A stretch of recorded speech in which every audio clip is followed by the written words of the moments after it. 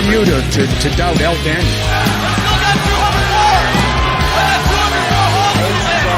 This is Robbie Eagles. This is the loosest in Australian wrestling, Adam Brooks. Hi, this is Mimic. This is 5-time the world's heavyweight champion, the Scrap Daddy himself, Scrap Iron Adam Pearce. This is Brian Alvarez, and you are listening to Wrestle Radio Australia. Welcome to the show, folks. My name is Josh Armour, and thanks very much for downloading Wrestle Radio Australia. This is our first episode. Oh, yeah! G'day, this is Big Brady Marshall. This is Brian Alvarez. This is Dean Brady of the Millennials. This is Jurassic Punk Sid Parker. How many of you guys have heard the term kayfabe? Hello, doggers. This is Jay Hunter from OSW Review. This is Matt Grim Basso. This is the loosest in Australian wrestling, Adam Brooks. This is Scrap Iron Adam Pearce, and you are locked in to Wrestle Radio Australia. Game, I in the game, I'm champion, I'm Triple H, Undertaker, I'm your maker, bury the brother like Kane. Ooh, 1-3, hit the tombstone, hit the choke slam on face. Ooh, yeah, like a macho heel, tell like country muscle. If you suffer like tomatoes, I'ma keep a couple models. Ooh, and you may call me HBK. When I'm tuning up the vein, you best be getting in my way. Ooh, yeah, I'm degenerate, I love it, yes, I love it. If you ain't down with that, then I got two is what you suck it. Too sweet, put your fangs up. Too sweet, hold another drug. Let's be busy 23, got me feeling way too sweet. I was trying to make chicken salad out of chicken shit, and it was just awful. I've turned chicken salad into chicken shit. I will continue to do so. Here I was, blaming AEW for feeding you chicken shit, knowing you mindless millennials would be eating it up as if it were chicken salad, when it's really been your fault all along. Make chicken salad out of chicken shit.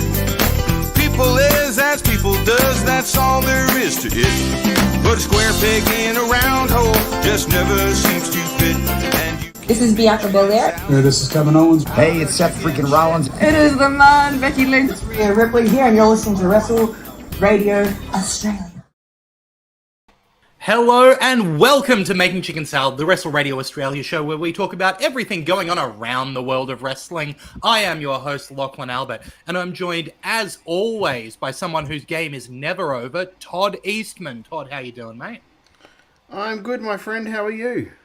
I'm doing all right, and I'm also joined by a man who's been in a schoolyard brawl or two in his time, Jeff Setti. Jeff, brother, it's good to see you. It's good to see you, and I would have gotten away with it too if it weren't for those meddling kids. Ruh-roh! Raggy. It is so good to be here on a Thursday night. I'm done. No fucking Scooby-Doo impressions. You started it. I didn't. I quoted. Boys, settle down. It is a Thursday night at 8 p.m, and that means we are live at twitch.tv/Wrestle Radio Australia. So come on, come be part of the conversation and talk about Australian wrestling with us there, because we are going to, as usual, have a bit of a focus on something going on in Australia. And this week, it's EPW School of Pro Wrestling Showcase 35, Night 1 of Game Over. So this is EPW School of Pro Wrestling, or ESPW, is a great group associated with EPW over in Perth, of course, run by the guys at EPW as their training school. Andy from Bob Vance Fridges says, happy Jag and New Japan Day. How on topic, Andy. You're absolutely right. So the School of Pro Wrestling run these, what are they called? The summer camps, or the summer... The seasonal camps that they do, the training camps, and Game Over was the 2-night event they held corresponding with a training camp that they held, which means that a lot of interstate talent were over in Perth, able to be on this showcase. So it's not just guys from that Perth scene up and coming, it's a lot of guys from around Australia who went over, dedicated themselves to spend that extra time in Perth to get training from some of the best in the country. And those are the people who managed to get onto this show.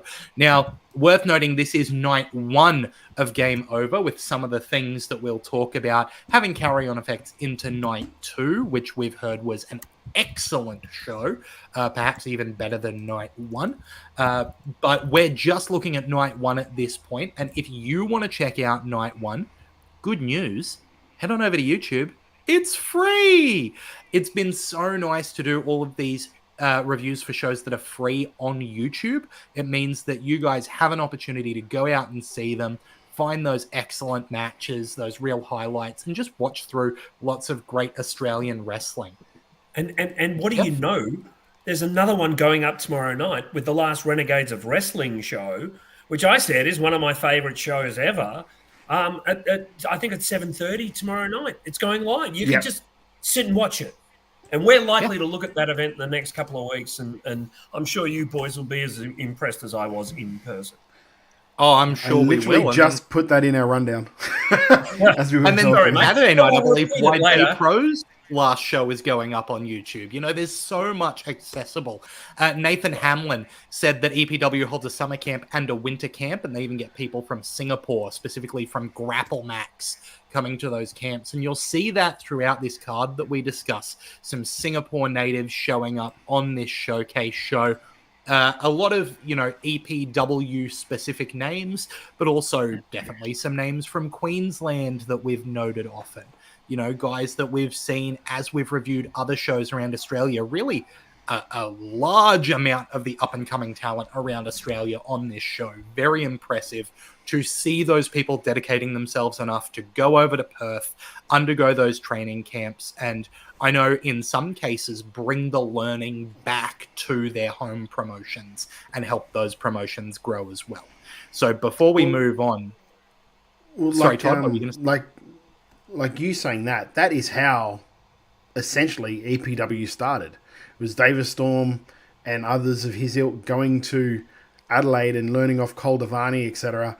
Then going back to Perth and teaching them what he would do. They would do that in like blocks of time. He would spend blocks of time in Adelaide learning stuff off Cole, that group, and then flying back to EPW and then teaching those guys what he's learned. So essentially, like a microcosm of what happened, how EPW started, is they're just spreading the word now, like nationwide.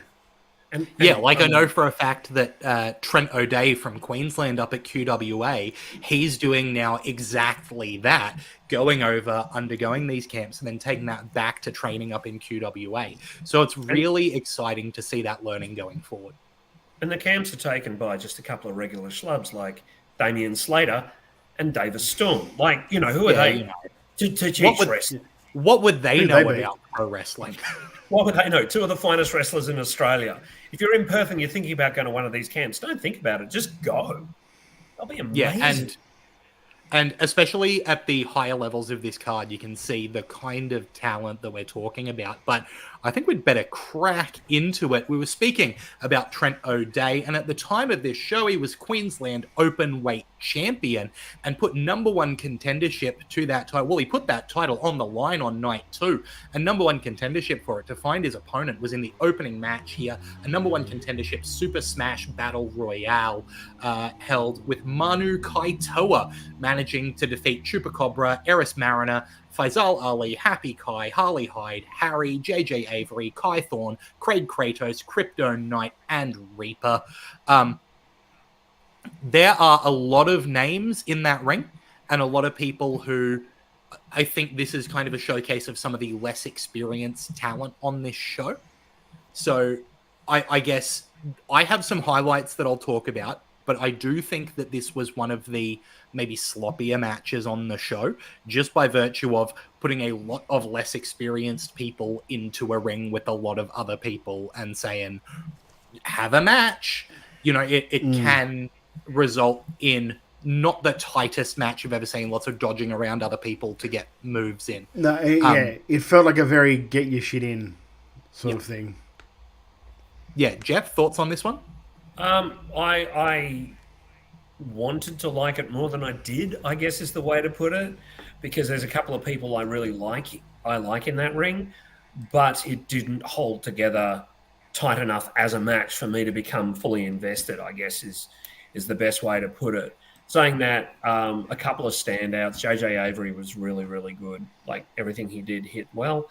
And I quite like Manu Kaitoa. I thought like the right person came out with the victory on that one. Yeah, I definitely thought that the three Probably the 4 highlights for me were Happy Kai, who we saw later in the show. I thought did some interesting stuff with his gimmick. And then I thought the best performers were Harry, Manu Kaitoa, and JJ Avery. And I'm really glad to hear that it wasn't just my bias towards JJ Avery, that he really did look excellent, because I love that kid. You know, he's a Queensland local who I've seen. I would say I've seen the majority of his matches, just statistically.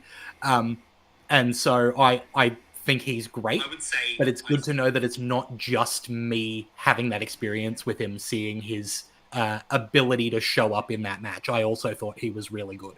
Todd, did you have any standout? I would 100% say it was my bias, because I was getting mad that they didn't know. They never called his name. It was the name on commentary they didn't know. The final 4, and they named 3 guys, and it's like... Yeah, I'm like, will you say his fucking name? That's maybe that's partly why he stood out to me. But he was good. He was good. Where if JJ's listening to this, I didn't mean that at all, and I think you suck. Yeah. Boo. No, I like him. And I think Manu Kaitoa was a good pick as the winner for this one, because, you know, having a dude who is big and strong and intimidating is great as a winner for a battle royale. It makes sense. Obviously, it's harder to put him over the top rope, and people are going to try their best. And it also puts an intimidating heel opponent for Trent O'Day the next night, which I really like. Yeah, I think overall some good decisions were made. But I think that if you do go to watch this on YouTube, know that if you're not feeling all of this match, that's not just you. There's some youth in this ring who's going to gain experience, and this is a step in the right direction for a lot of these people, right? On the other side, I mean, that's the idea of these shows to start with, is to get all of these guys, especially even like the guys that are just from EPW proper. These showcase shows are a showcase to see the next group of people coming through EPW. This was a larger version of that, to see the next people that are coming through Australia, because they're the ones who went and attended all the camps and are learning as they go. It's good to see the maturation of these guys over time. Now you'll see them when they first started, and you'll see what they've become as they get more experience, as they go to more of these sort of camps. Yeah, absolutely. Nathan Hamlin saying, yeah, look, there were a lot of names to remember. I only met some of the people on the Wednesday or that afternoon. Absolutely. Like, Nathan, as a commentator, I know what it's like to have that many names, and trying to keep Happy Kai and Harry and Manu Kaitoa and Kai Thorne, trying to keep all of those names straight is enough of a challenge in and of itself, you know? So definitely understand that. And, you know, it's a showcase show. A lot of these people don't have kind of the face and name recognition that makes that kind of thing easy. On the other side... And really, we're only really upset about it because he's like our young boy. Because he's our boy. Todd, did you know Lachlan was a commentator? He never mentions it. It doesn't come up very often, does it? Never. He only commentates the big shows, right? And he does the World Series shows. Oh, yeah, well, that's right. Gavin McGavin is on the other side of that experience level, someone who's worked a lot of matches, making his return to EPW here, but not managing to pick up the victory. Instead, Andre Irons from Queensland managing to get the win over Gavin. I love both of these guys. I think that they're both really good workers. It's really good to see Gavin McGavin back in EPW. He's someone whose technical style I really love. That real wrestler gimmick really works for me. And Andre Irons is someone from Queensland who I think is growing at a rate of knots. He's got good size on him. He's got a hell of a look, I think, as well as a good level of work rate. I think the choice to have him go over Gavin McGavin here shows what kind of guy Andre Irons is, right? And the future that he was also something that was not expected at all. I didn't think that was going to happen. I was genuinely shocked when he won that match, which isn't a bad thing. It's a good thing. You could tell, well, I could tell anyway, because I've been watching Gavin and I've known Gavin for a while. He's working. I could tell he was nervous going into that match. He just didn't have that same swagger, is a good way of saying it, that he normally had in it. But the transition, his if you like chain wrestling and stuff like that, his transitions are still so friggin' smooth. He's such a good worker. Crisp. You know, I look at my favorites, Dean Malenko, Zack Sabre Jr., people like this. I sat and I just went, yummy, yummy, yummy, yummy, yummy. Give me more, give me more, give me more, give me more. It was brilliant. It was a beautiful match to watch. I like this kind of stuff because no one's a face, no one's a heel. They're just wrestling each other. That's why I like the pen. That's why I like Bryan Danielson's matches. That's why I like all that stuff, because it's about wrestling. And I love wrestling that's intelligent enough to play on the tropes of wrestling that fans will know, right? So Gavin McGavin doing the wheelbarrow up into the attempted bulldog, getting reversed into a slam. Like those kinds of things, if you're a first timer, it looks like chain wrestling. But if you're someone who watches a lot of wrestling, it's got that extra element there of, oh, so he went for a move and then he went for a reversal that we've all seen, and then he reversed the reversal. It gives you that insight into how the characters are thinking, which I adore. I think that this was a really well put together match, and I think the choice to have Andre Irons win, really speaks to his future. Yeah, well, there's no like coincidence the fact that when we at Wide Bay, when unfortunately Jake Taylor was ill and couldn't make the show, I asked Andre if he wanted to have a shot at the main event because I knew he could do it, and I knew he was someone that could perform at that level, but had not been seen that much at that level. I know he's starting to get that now in EPW on the Sunshine Coast, which is great, and he will grow into that role. But it's that show is Except No Imitations is going live on Saturday night. Sorry, Saturday night. Yeah, absolutely. Because I'm not competing with Renegades. And Andre, like we said, we went, he'll slot into a main event, and we've talked before about how the main event style is kind of different from, every other match. Like it's its own thing. And Andre is the kind of wrestler who can just take the ball and run with it like that. So he's one of those guys, and like props to the UPW school. They drill their basics so very well. So they've got so stronger fundamentals that just helps them more when they have to step up to these levels, because when shit hits the fan and you can't think of what to do, you always have those fundamentals that you don't even think about. They're just a reaction to you. Yeah. I mean, I'm reminded of Bret Hart against Davey Boy Smith, where Davey Boy Smith was that off his gourd. He couldn't remember the match, so there were a lot of headlocks so Hart could whisper what's coming up next. And that's all on Bret Hart. I'm not saying these guys are quite at that level, but heaven knows Gavin McGavin is a phenomenal wrestler. He's been around for a lot of years and really, really giving back now and putting younger talent over.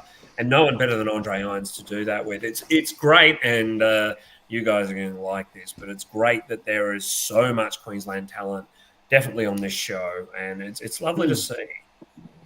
Yeah, it was a surprising amount when I looked at the card. I was like, oh shit, okay, he's there. Yeah, he's there. Oh, awesome.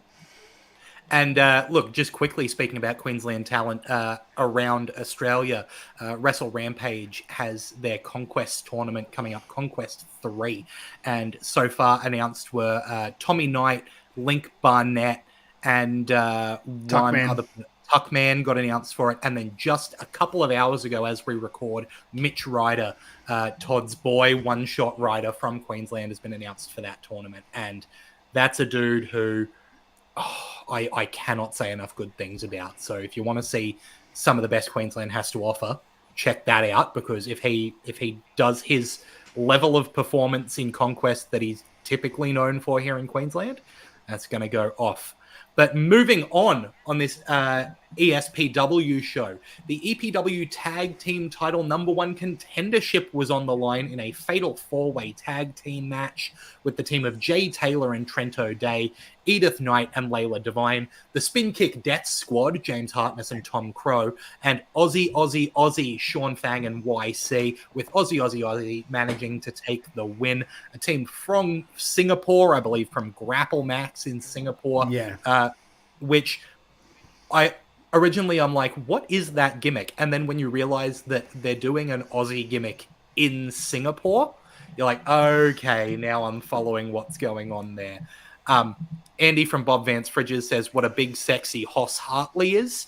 I really liked, obviously, Jay Taylor and Trent O'Day, I thought was a really fun team. We've seen a lot of Jay Taylor, Trent O'Day, the Queensland Openweight champion at the time, someone who I think is a fantastic worker, and we've talked about how good he is.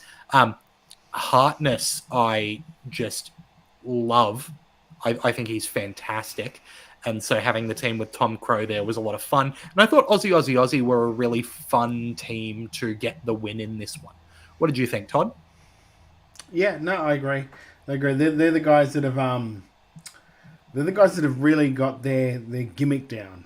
And really, when you look at it, they're really the only real established tag team in that match. So it was only right that they would be the ones to prevail because they've got the experience, they've worked together. So I like the Edith Knight, Layla Devine team. That's a nice little pairing as well. Tom Crow's from Melbourne, isn't he? Couldn't tell you. Okay, I think he is. I think he is. I think he's. Which is it's kind of disappointing because I think those two worked well together and wouldn't be bad as a semi-permanent team because they seem to mesh well. Oh, absolutely. I think all the teams were well put together. Obviously, Aussie are an established team.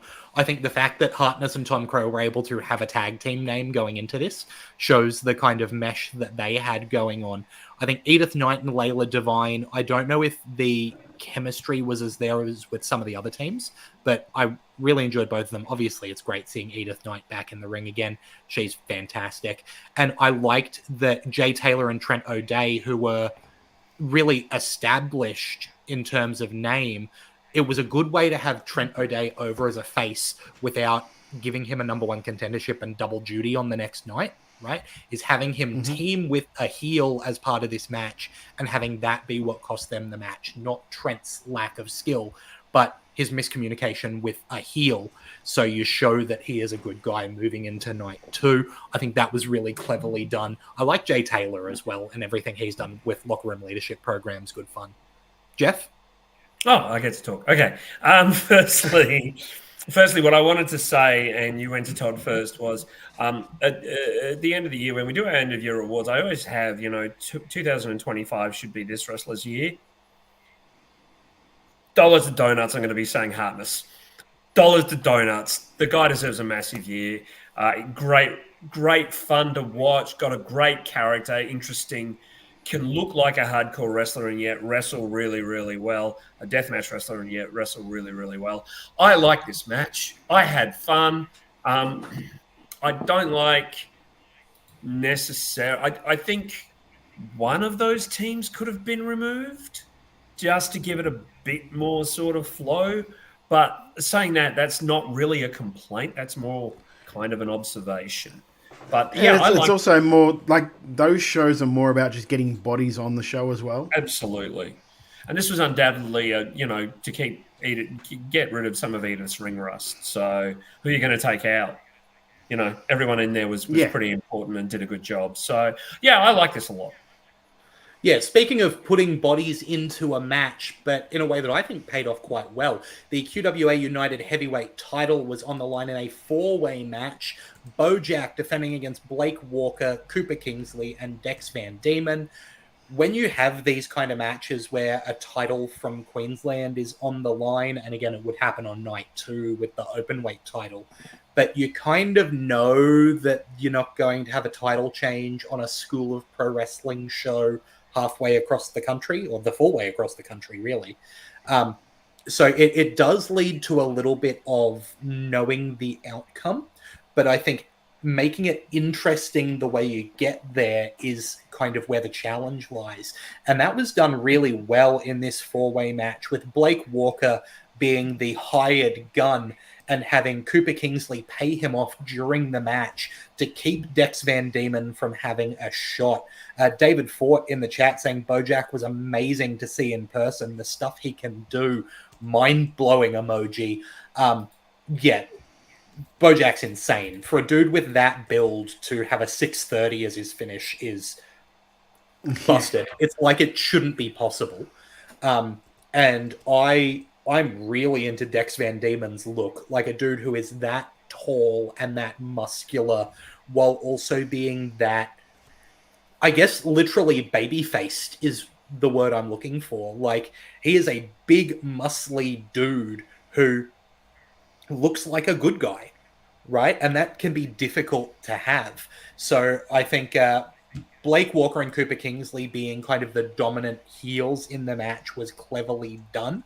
And I think having it turn into Walker keeping Dex Van Diemen from being able to win and allowing Bojack to get the win on Cooper Kingsley was a good way to not take anything away from DVD while still not letting him be involved in the finish and giving us some future conflict for the guys who are in Perth. Jeff? Dex Van Diemen is fucking tall. Very, very tall boy. But look, I really like this. I agree with you. Bojack is a freak, like an absolute freak. But yet, you know, really, really watchable. Blake Walker's always been a good hand. There's nothing to complain about this match, you know? No complaints. A good finish. Cracked along at a nice pace. I really enjoyed it. Yeah, Todd? Yeah, no, I agree. Like, I see. I can't be shocked by how good Bojack is, because I've known how good Bojack is for ages. He would be at every one of my shows if he didn't live where he lived. Put it that way. So he would be like a constant on my roster if it just wasn't, if it was feasible. Put it that way, because I love the guy, love his work. Like, to be as solid as he is, like to be as athletic as he is just, yeah, he is such a good worker. There's a reason he's heavyweight champ in QWA. That's right, and it's good to see him getting that chance to show that he can do what he can do. Yeah. Tim Wilkes says, shame nobody can book any Queensland talent elsewhere since they all work in Queensland every week and other states can't get a look in. I think there's going to be more interstate Queenslanders any day. They're going to start spreading, you know? But yeah, I think this is... Oh, sorry. I was going to say, speaking of interstate Queenslanders, next match. Yeah, someone who spent a lot of time in Queensland before moving back over to Perth, Solomon Blackwell, with the 4th installment of the pen for technically the 5th pen match. As I think people often this is me being picky and about how I know Australian wrestling better than everyone, because he did take out Blake Walker in a pen match immediately after the one against Delcano. But anyway, defeating Crypto Bro LK, another Singaporean import here in the pen. We've talked before about how I bloody love the pen. I think it is such a good stipulation, having the being on the out. If you go out of the ring, that's a DQ, you lose. You've got 3 rope breaks to use. After that, ropes don't help you anymore, and there's no pinfalls. It's submission or knockout. It works so well for somebody who is a striker and a grappler, right? Those are what Solomon Blackwell is. And the fact that he is so cool about everything makes that like really intimidating, you know, set of hardcore stipulations really, really work. I think that Crypto Bro LK did really well in this match. I think that it is really, really difficult to have any kind of energy behind you when you're standing across from Solomon Blackwell, who is the coolest person in any room that he's in. And yeah, like I like watching pen matches They're a style of wrestling that I enjoy. Jeff, I think you feel similarly. Oh, absolutely. I think these guys really had a good chemistry. They really bounced off each other well. They worked together well. One of the commentators mentioned it was like the old Pure Rules matches in Ring of Honor, and it very much is. It very much is a throwback, and I really, really enjoyed every minute of this match. I have zero complaints anytime I get to see Solomon wrestle. He's entertaining. He's got a big upside. He doesn't look like the kind of wrestler he ultimately is, and that's a good thing. He doesn't look like your, ultra scientific wrestler. He looks more like a possible high flyer match with a powerhouse. But no, he's kind of an all rounder, and I like that. And Crypto Bro LK was really nice to watch wrestle. Yeah, Todd. Yeah, the only downside of this match is that it's really hard to present a pen match without the production. Yeah. Of like the bigger venues. So that for me, like when I saw that there was a pen match on this card, I was like, I'm going to be interested to see how they present it. And I think they did as good as they could have done in there, because it's essentially the training school is where the show is. Mm. So I think they did essentially as good as they could do in the venue they were for it, and the actual wrestling more than made up for whatever deficiencies they were in the normal presentation of a pen style match. Mm. There's a lot of picky things production wise that we could be saying, right? And little ones for me, like zoom out the projector, because the projector is going over the bounds of the screen, right? Yeah. Little things like that. But when you're working in a training school, right, you're not. These shows aren't made for the purpose of looking like $1 million with the best wrestling in the world. No. The purpose of these shows is being at the training school, getting reps for people in front of a crowd so that they're more ready for the big shows. And I think you've got situations like, David Fort saying that projector is 30 feet up. Absolutely. Like, I'm not saying that it's like, just get up there and fix it, right? This is what I'm saying. If this was, a full production show, it'd be easy to go, this little bit of production needs to be fixed. That little bit of production needs to be fixed. But it's not that style of show, right? Yeah. We're not here for perfect, crisp, everything flows wonderfully. And I really liked that the actual video production took that into account, right? Went straight into matches. We weren't worried about entrances. We weren't worried about, downtime between matches. One match ended, the next match started. I really like that flow for when this is a school showcase. You're showcasing the wrestling and you're showcasing the talent. And Tim Wilkes is exactly right. A few years ago, shows like this kept companies alive. And that's exactly right. So I think that, obviously the production of the pen on an EPW show is going to be different to the production of the pen on an ESPW show. It's different shows with different expectations. And I'm really glad that I get to watch more pen matches. Right? like that's what it comes down to. After this, another tag team match with the team of Happy Kai and Hugh Beauty taking on the team of Aaron Hawk and Dan Moore. Again, like the Solomon Blackwell match. See, it's easy to forget that Blackwell is still fairly new, because I was going to say that at the top of the card, we're really looking at established talent. Something just happened to your microphone, mate. Your the microphone's going like you're talking underwater all of a sudden. Blub, blub, blub, blub, blub. Is that better? Or and do I you're need back. To fix? Yeah, you're back now.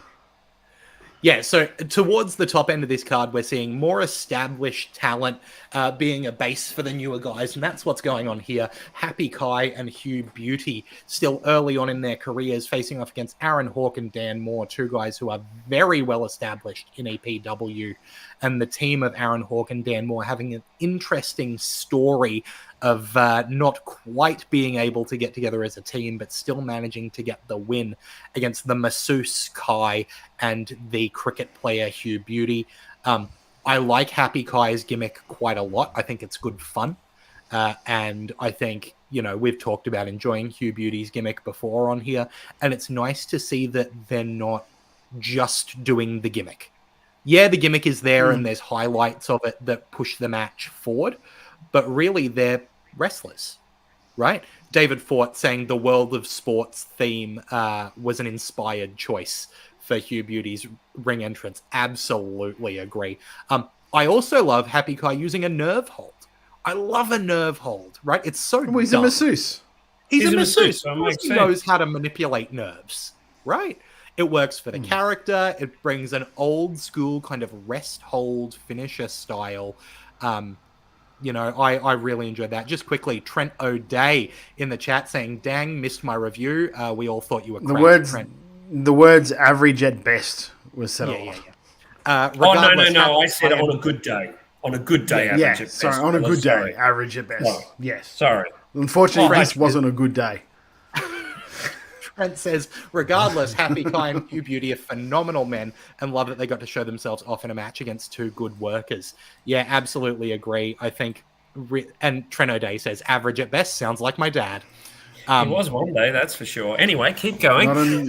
Not until the court says so, mate. I'm not paying a cent. All right. Aaron Hawke and Dan Moore are good wrestlers. Go on, Todd. Yeah. What I will say I like the fact that they took like a good gimmick wrestler with Happy Kai from Relentless, like from Relentless School. They took a good gimmick wrestler in Hugh Beauty from like Slam in Canberra, and they've put them together because we'll see what character wins out here. And they both just worked their gimmicks really well together, which is good. I liked it. It was like having a team masseuse for the cricketer. I agree completely. It's the kind of match where the wrestling's really good, and then they stop and make you giggle for 5 minutes about some character stuff that the two of them do. And I like the slight frustration that was showing with Moore and Hawke just going, yeah, but we want to wrestle. We're here to wrestle. And these two guys keep doing some comedy stuff. I like that. I also think it's a great spot on the card to have those comedy spots, right? We know we've got a big main event coming. We've just had a very technical match with the pen. So this is the point to lighten up the crowd, bring some energy back in, bring the breath back into the room, ready for that main event. So I think that was very well paced there as well. Yes, agreed. And Nathan Hamlin says, if there's one thing EPW knows, it's where to put a gimmick wrestler. Yeah, absolutely. The main event, though, had a gimmick wrestler as well. Mr. Thompson, the PE teacher, up to his nonsense again. We've talked a lot about Mr. Thompson's chaos. The storyline here, I won't go into all the details of, but the gist that you have to know is there was a cup and it got ruined. And if Mr. Thompson loses this match, if Mr. Thompson ruins this match, he has to buy a new cup. So it's him and Tyler Bacon.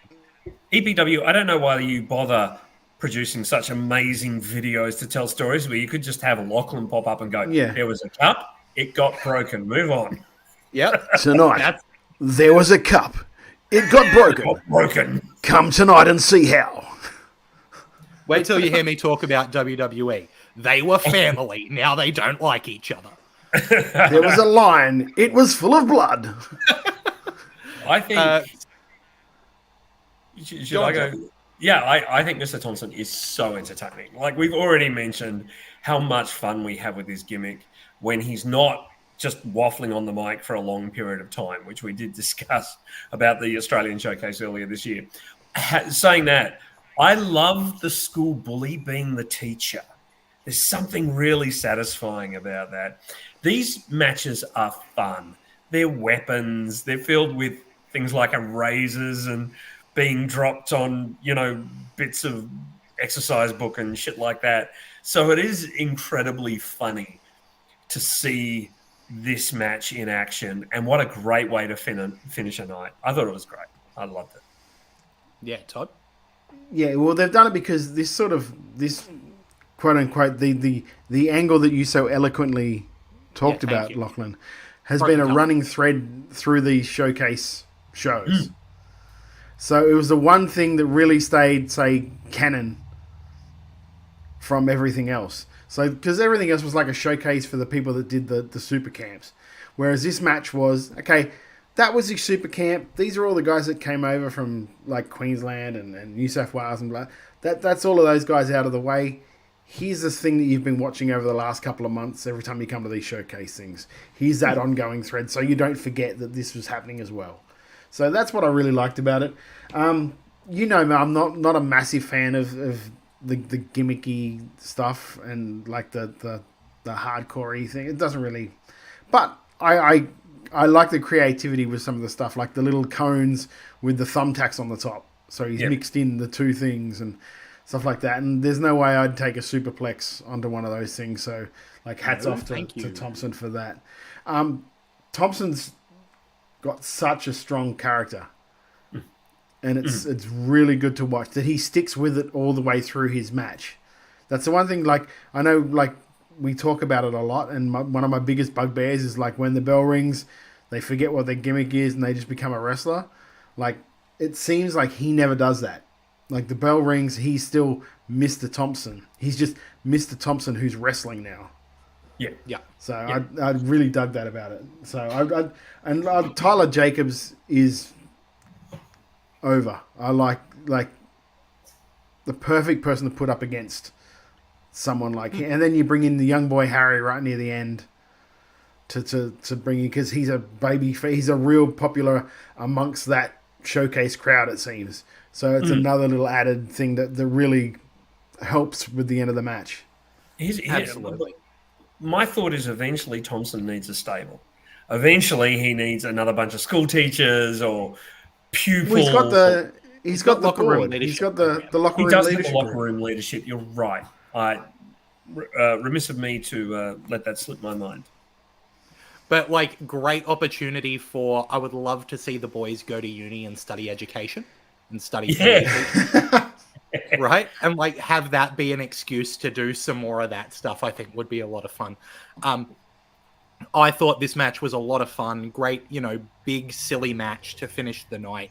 Obviously, these guys are, Mr. Thompson obviously isn't the most experienced guy on the EPW roster. Tyler Jacobs is maybe the most experienced guy on the EPW roster. He's up there, right? But Mr. Thompson's been doing the EPW main cards for a while now. He's well established. So having this as the main event really gives pull to say, hey, the guys that we showcased, this is what they're working towards. These are what the big stories end up looking like. And it also gives, I think, opportunities for those guys to see how someone like Tyler Jacobs approaches a crazy main event. I don't feel like this show needed thumbtacks. No, is where I'm at.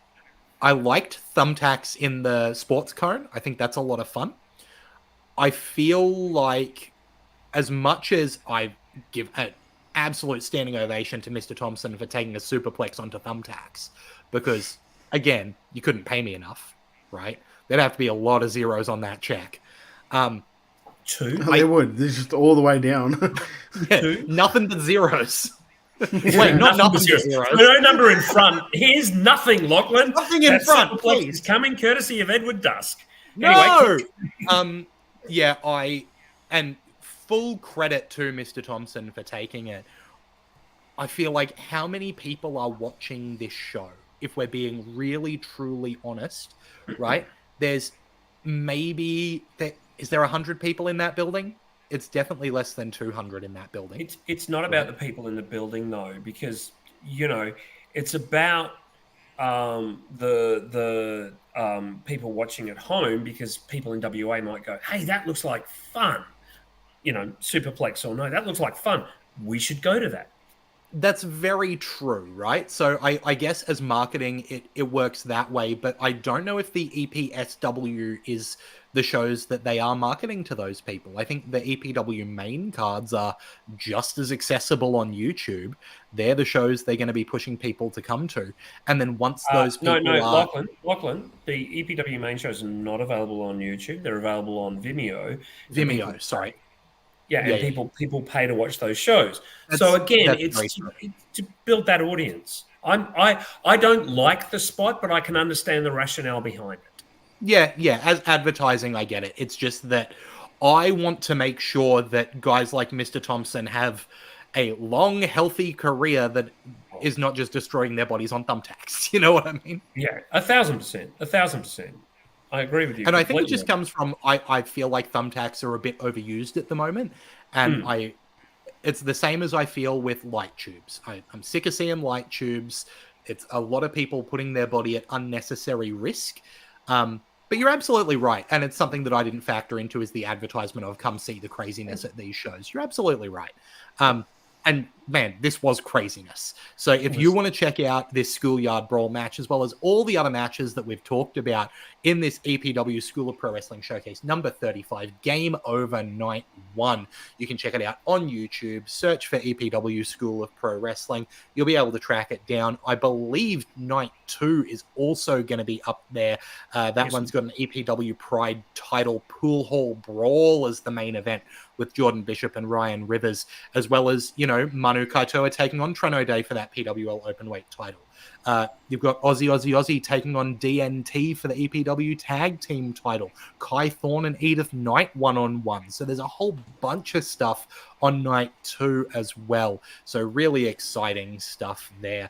And we will be looking at Night 2 in coming weeks. Yeah, absolutely.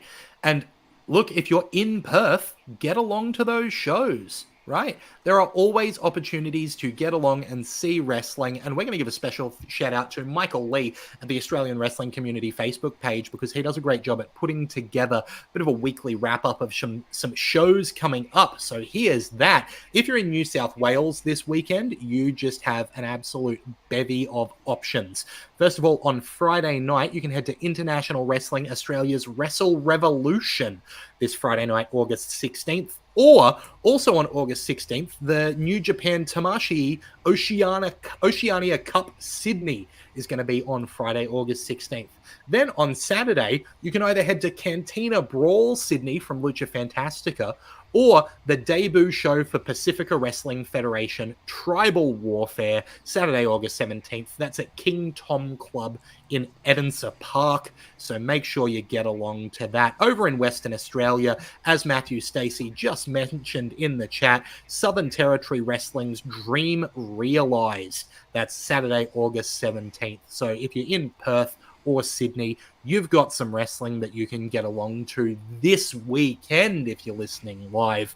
And man, there's so much good wrestling around. Not only that, looking a bit further in the future, if you're in Melbourne, you've got some options coming up, because MCW Vendetta is going to be on the 7th of September. That has one of the most stacked cards I've ever listed off. It's got Edward Dusk versus Ricky South. It's got the Natural Classics versus Carlo Cannon and Emin. It's got Jarvis versus Lucky O'Leary versus Tuckman versus Robbie Thorpe for the Intercommonwealth title. For the MCW Tag Team titles, it's Icons, Rocky Monero and Adam Brooks versus the Pareya. For the Women's Championship, it's Erica Reed versus Kingsley. And for the MCW World Championship, it's Slex versus Caveman Ugg versus Tommy Knight. That's insane. mcwtix.com.au. That's mcwtix.com.au for tickets, because what a crazy show that's going to be on September 7th. And if you're not going to be in Melbourne for that, good news. Stream Horizon is the new home of MCW. They're exclusively streaming every MCW event from 2021 onwards, and there's free access to every show between 2021 and 2023 on Stream Horizon. Now, speaking of wrestling in Melbourne, Renegades of Wrestling this Friday night, 7:30 p.m. Australian Eastern Standard Time, that's the 16th of August, on their YouTube channel, is going to be premiering We Choose Violence for free on YouTube, including a massive steel cage match, as well as a Defy World title match where Kenta defends that title against Brother Gore. That is a stacked show. It's one we'll be talking about. We're going to be watching it this Friday night, 7:30 p.m. Australian Eastern Standard Time. So get amongst it. And coming up for Renegades of Wrestling on Sunday, September 29th is Fever Pitch. So if you love what Renegades are doing, and it feels like it's hard not to at the moment, get along to Fever Pitch on the 29th of September. And I just want to mention that they're often matinee shows, so they usually start at 2 and they finish about 6. and you have a great afternoon. What a wonderful idea. Sunday afternoon, go along, watch some great graps, watch some of the best. It's so good to see this company flying as high as they were. And that We Choose Violence was the biggest in terms of number show that Renegades have run. Oh, look, and it was so you good would to want see. to have been with Yeah. Kendra on the card. I think it's safe to say that that's what we'll be reviewing next week. Yeah, boys? Yeah, in all. Well, I mean, we'll all be watching it, so Yeah. Jeff's seen it. Yeah, He likes absolutely. one where he doesn't actually have to do the homework, so that's Hey. perfect for Jeff. Hey, He's a that's busy not man. true. I usually do the homework again whenever you ask me to. So, make sure you check out whatever shows are going on near you and check out this Friday night, Renegades of Wrestling, if you want to be able to have the conversation with us here at twitch.tv/WrestleRadio Australia Thursday night at 8 p.m. We always go live. We love hearing your comments, such as Andy from Bob Vance Fridges saying, I popped when OPW announced Mitch Waterman versus Classy Ali on the same show as Mustafa Ali. Ali Express for the win. Like, those are the kind of comments that are getting in here. So if you can make a better pun than Andy from Bob Vance, They should have got to be at twitch.tv/Wrestle Radio Australia. They should have called that show like OPW Ali In. Oh, well, there's marketing right there. We'll see how well Ali In does in Australia. Look, that's stuff internationally that we are going to be talking about very soon. We're going to have a quick break, and we'll be back with what's going on around the world of wrestling right after this. Well, you shouldn't have done that because we still have to advertise what's coming up on Monday. What's coming up on Monday? Oh, you fucking idiot. What did I tell you at the start of the show? Yeah, just let's. Did you put it in the run sheet? No, I didn't put it in the run sheet because I told you at the start of the show what's the video I have for the break? Mate, I've got a memory like a goldfish. I literally can't remember. Tommy Knight interview, Ollie. Tommy Knight interview. Oh, look at that. Yesterday I sat down with Tommy Knight and we talked for about an hour. So that will be going up on Monday night at 8 o'clock. It was Tommy Knight interview. I am a fucking idiot. I'm going to get Tommy after you as well. Just Tommy and Dusk, both. Oh, yeah. That's survivable, sure. Hang on. Okay, so... If you don't want me hosting the show, there's easier ways. Crackerjack's watching. He says he wants a piece of this too. Oh, good. I don't know. You know. All right, so going into our break, we're going to have a break for about 5 minutes. While we're in our break, I've just cut out a 5-minute excerpt from the interview, so you get a little taste of what's going to be happening on Monday night here on Wrestle Radio Australia. We'll see you then.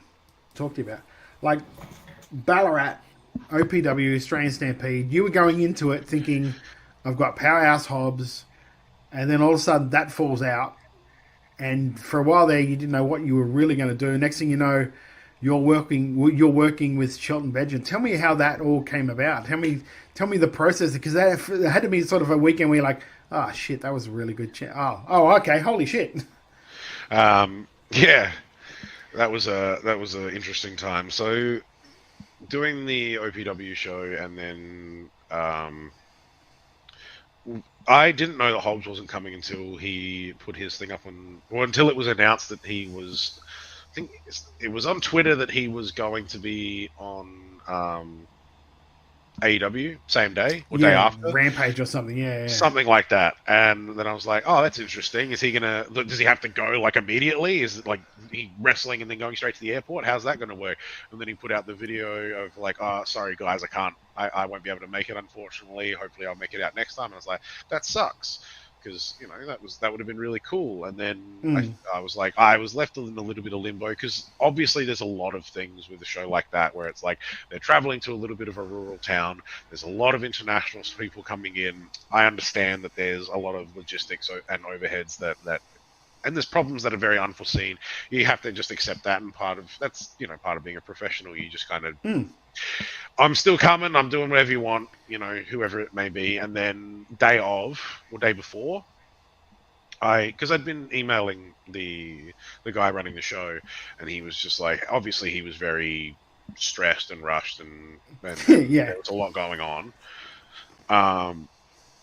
And he didn't really have anything for me until like until the day before, and then he was like, "Oh, it's probably going to be Shelton." I was like, "Oh, okay, just Shelton. Oh, okay, sure." And it went from being like, "Oh, okay, big boy match," to being like, "Oh, okay, I've got the guy that is, he's known for his work." So it's like, okay. And then get there on the day. Shelton Benjamin is the nicest dude you can possibly meet in wrestling. Like, genuinely, for a guy that's been on TV for 20 years, unbelievable how humble and how nice he is. It was a really good experience. I got to be like, "Hey, man, I've been watching you since I was 6 years old. I'm really excited for this," And it was like, because, like, looking at him being like, isn't he like, he's like 48 years old, and then watching him do his warm up. I was standing with a couple of the boys. Enough of the age matter, right? Yeah. I was standing with a couple of the boys and watching him do his warm up, and then he just, the barricades that they put around the ring, and he just jumps over them. No hands, no nothing, just jumps over it, and we're just like, yeah, what are we doing with our lives? I must admit, he was a lot bigger in person than what I could have imagined. He's huge compared to what he looks like on TV, which is like, one, gives you an appreciation of how big everyone was back then. Everyone else is? Yeah. All massive guys, but also it was like, yeah, damn, he's legit like 6'2", 250 pounds. It's like maybe like 110 kilos. Yeah, something he's like that. He's a unit. When he got me up for the powerbomb, it was like, it was nothing. That was ridiculous. I've never been manhandled like that before in my life. I remember because I was there for Wrestle Radio doing watching all the what are they called, the panels and stuff like that sort of thing. I went to the panel with him. It was like him and Masters and somebody else I can't remember off the top of my head. But he was talking about wanting to get he likes getting in there with big guys and then throwing them around. And it was about then that I'd put 2 and 2 together. I'm like, I reckon Tommy's going to end up working with him. And then as soon as he said that, I went, oh, this is going to be fun because Tommy's not used to being thrown around. It was good. I was really happy with it. I spoke to him about it afterwards, and he was really happy with it. Like he did the Chris Van put you over, didn't he? On the Van Vliet podcast, and I had so many people sending me that and being like, "Have you seen this? Have you seen?" And it's like, "Oh, okay, I'll check it out." And then it was just like, that was, to me, that was like, he has absolutely no need to do that. That's something that he just chose to do because he remembered it. And I was like, if that doesn't cement that he's like the nicest dude, the most humble professional guy you'll ever meet in wrestling, that nothing else will, man. He's the best. He was awesome. Good stuff. Tommy Knight interview Monday night. Yeah. Yeah, it was Listen quick out 5 for minutes. it. That went really quick. It'll be on all your favourite podcast channels. It'll be, I'm really looking forward to hearing it. Tommy's an absolute gent. And, he showed it there in that quick snippet, how much of a gent he is, how much he gets it as well, like paying respect to people you work with, so important. Absolutely wonderful guy. And it was actually a really good chat because he comes across at a different angle to what I would have thought. Like his mindset is a little different to what I first imagined and you'll understand when you hear the interview what I'm talking about. And also there comes a time in the interview where we talk about I think I make a joke about him being the last heavyweight, how that's his name. And he goes on to explain what being an actual heavyweight is. And it's really, really fascinating to hear his mindset for, well, not only what the gimmick is, because it's not really a gimmick, but why he calls himself that and why he thinks genuinely he possibly is the last great heavyweight in just independent wrestling today. So it was a really interesting conversation. Yeah, Tommy's got such a big upside, and he's still so young that his future is incredible. I would be a little bit surprised not to see him internationally in the next few years, and not just trips to Japan, but either regularly being in Japan or even America, because he's just got such an upside. Yeah, he was our Wrestler of the Year for the show last year, for good reason. He's incredible. Such a great performer and such a humble and engaging dude with a really good idea of what it means to be a wrestler. And I think that's really important. Yeah, we sat down for an hour. It was a really good chat and just great guy. Again, thank you to Tommy for doing that, because for the behind the scenes, you don't know, that was done yesterday during the day. Luckily, up here in Queensland, we had public holiday. Well, I had a public holiday, so I was able to just message him going, "Are you free? Can we chat for an hour?" He's like, "Yeah, it's fine, chat." And just, couldn't have been nicer, couldn't have been easier to talk to. And massive props. So that will be Monday night, 8 o'clock, the same time that this show normally comes on a Thursday night. This will be on the Monday night, and the same sort of thing. So it'll be up here on our Twitch, on our Facebook, on our YouTube, and then straight away it'll be up on our podcast. Everywhere you get your podcast from, if you're subscribed to Wrestle Radio Australia, you're going to get that podcast straight away. Great. And there's no reason not to be subscribed. Right. I know what I'll be listening to at the gym on Tuesday. Easy. Thank you for solving that for me, Todd. Welcome back to Making Chicken Salad, the Wrestle Radio Australia podcast, where we talk about everything going on around the world of wrestling. Speaking of, let's talk about what's going on in the WWE at the moment. On Raw, Michael Cole announced on commentary that Dakota Kai is unfortunately out of action. The Damage Control member will be out 8 to 10 weeks with a torn meniscus, set to undergo surgery. Always sad to hear about injuries like this, especially Dakota, who has had her fair share of them. So fingers crossed that that all goes well. I think she's had an absolute horror run, hasn't she? Oh, it's been rough. And the fact that they're sticking with her, that they're not, this is about her fourth injury, her third on the main roster. It's fantastic that the E aren't just going, "Oh, forget it. We're not going to pull the trigger on this lady."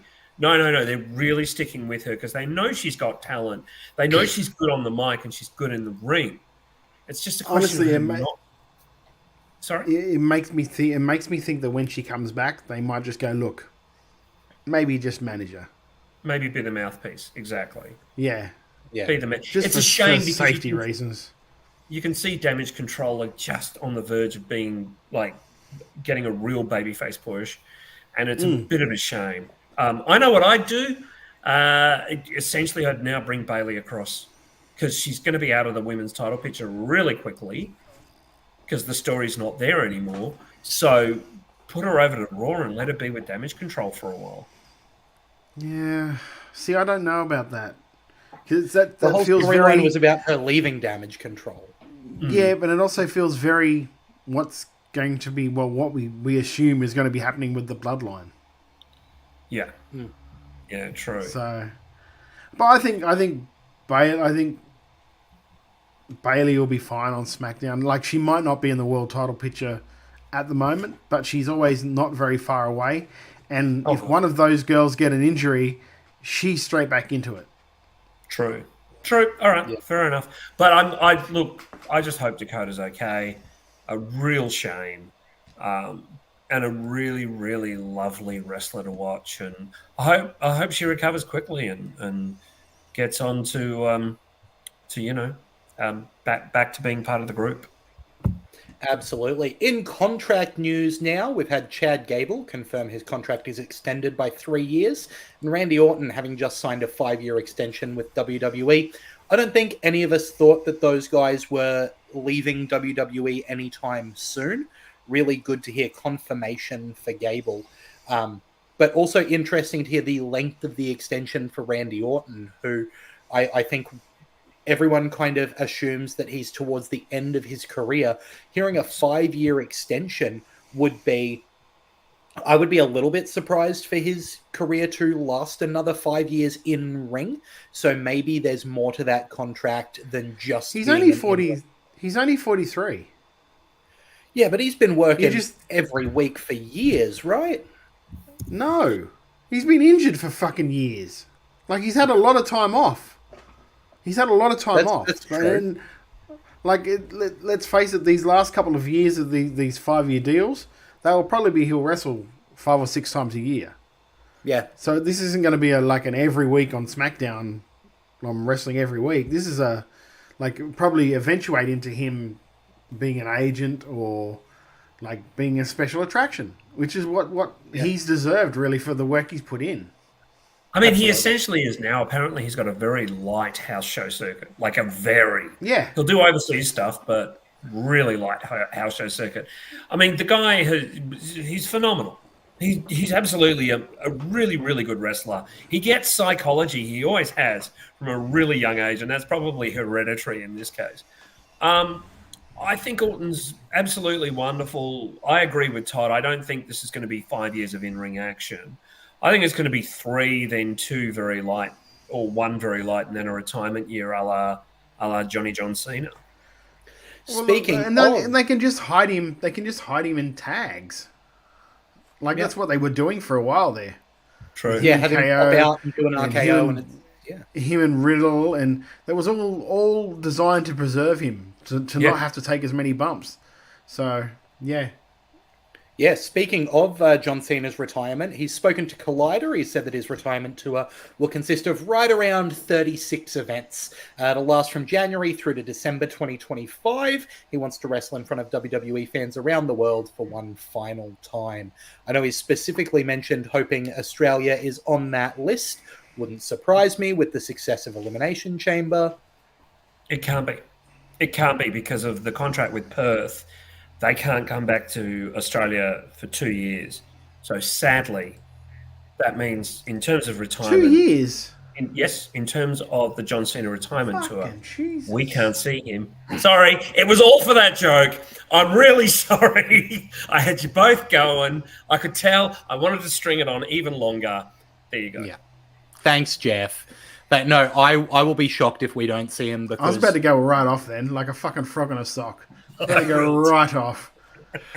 I'm gonna guess that he will show up at least in India, in Australia, in the UK. Like I think those places are going to get a chance to see Cena again. That seems obvious to me. Yeah, I think that this is going to be, I guess, challenging the recent great retirement tours that we've seen. Thinking about over in Japan, help me out here. Why can't I remember his name? Had a mask and also didn't have a mask. Muda? I'm telling you guys, my memory is shot at the moment. Muda, thank you. Muda's retirement, and in AEW, the Sting retirement angle, right? So outside of WWE, we've seen some really strong long-term retirement storylines, and I think that this is WWE's chance to take a look at what those companies have done for those wrestlers and do it right for Cena. But speaking of wrestling WWE around the world, the World Tag Team Champions Finn Balor and JD McDonough have been announced for Ireland's over-the-top wrestling at OTT Scrap-A-Mania 8 Night 2 on Saturday. A video aired announcing Balor and McDonough for the promotion's 10th anniversary show on October 26th at Dublin's National Stadium. This is something that we've slowly been seeing more of, other companies using WWE's talent. This is maybe, I guess, the biggest instance of that. It's not just, a show during a WrestleMania weekend. Like, this is an international show that doesn't appear to be matching up with WWE being in the country, and they're sending tag team champions over, and not just one person, 2 of them. So this is a big show. How phenomenal is it, though? How good is it that, we've seen WWE talents at Bloodsports. We've seen WWE talents, Shinsuke went over for the Muta match. We've seen WWE AJ and Noah. Yep, in Noah, with Charlie Dempsey. And now we're seeing WWE talents in over-the-top wrestling at Scrap-A-Mania. Clearly a promotion quite close to McDonough and Bella's hearts. But still, like 3 years ago, it would have been an iron fist no. And the fact that it has turned around within the space of 2 years, we are seeing more and more excellent WWE wrestlers go over and wrestle in other companies. It makes me so happy. And we're seeing a bunch of them in TNA. Like, let's not forget that as well. That's absolutely true. Yeah.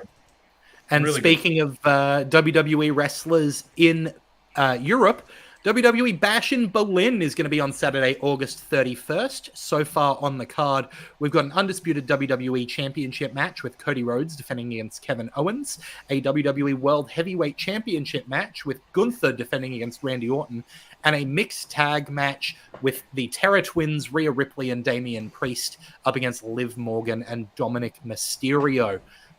This seems like... It's almost like an elevated house show card, right? Like, this right now isn't feeling like a big pay-per-view to me, but maybe that's just because we're still a couple of weeks out. I think there are things that are going to grow. I think they're pretty much, they've got to turn Owens heel at this point, just because there are no credible heels on SmackDown. They're so light. Outside of the Bloodline, there's almost no one.